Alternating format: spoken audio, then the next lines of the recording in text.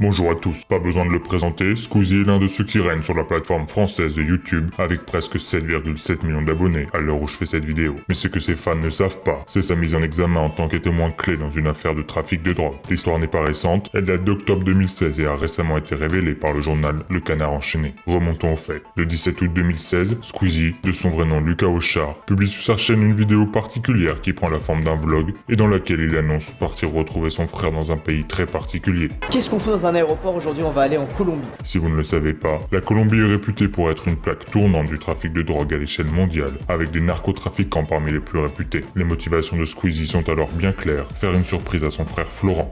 Qu'est-ce qu'on va foutre en Colombie? On va faire une petite surprise à mon frère. Son voyage ne va cependant pas se passer comme prévu. Le Canard Enchaîné nous apprend que les services de renseignement français suivent depuis quelque temps déjà Florent, qu'il soupçonne d'alimenter le marché français de la drogue. Comme le montrent les images, le frère de Squeezie et sa copine portent des tatouages qui, selon toute vraisemblance, sont des signes d'appartenance à un gang très secret, Los Urbeños. Celui-ci est réputé pour être très violent et très habile. En 20 ans d'existence, le gang ne s'est jamais fait attraper par la police du pays du fait d'une gestion des affaires très opaque et centralisée. Los Urbeños utilisent également la corruption à toutes les échelles de l'administration du pays pour continuer à réaliser leurs affaires. Le tatouage de Florent, ici et très brièvement, est selon les experts une sorte de clé indiquant aux membres du cartel que le français est un passeur réalisant les livraisons entre la Colombie et la France. Le tatouage se retrouve également chez d'autres personnes du gang dans des formes légèrement différentes pour ne pas éveiller les soupçons. Sur place, Squeezie est témoin d'une violente altercation entre son frère et Pepolino, le responsable local du trafic. La déposition de Squeezie faite lors de son interrogatoire révèle que la présence filmée du youtubeur sur les terres des narcotrafiquants est très peu appréciée et de nombreuses menaces mettent en péril la vie du jeune homme. Squeezie n'a plus le choix, il doit prêter allégeance au gang.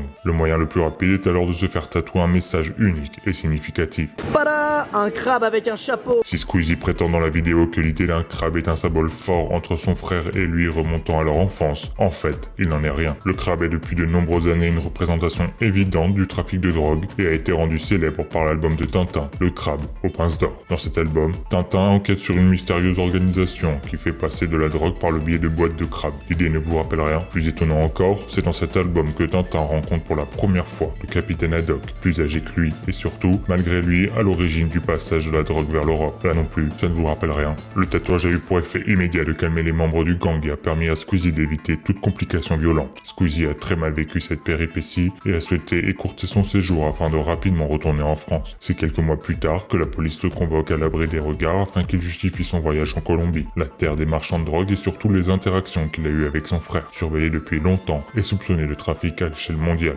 Squeezie prétextera la bonne foi et sera relâché sans poursuite. Cette convocation aura tellement perturbé le jeune homme qu'il s'arrêtera momentanément de publier des vidéos sur sa chaîne avant de reprendre quelques temps plus tard.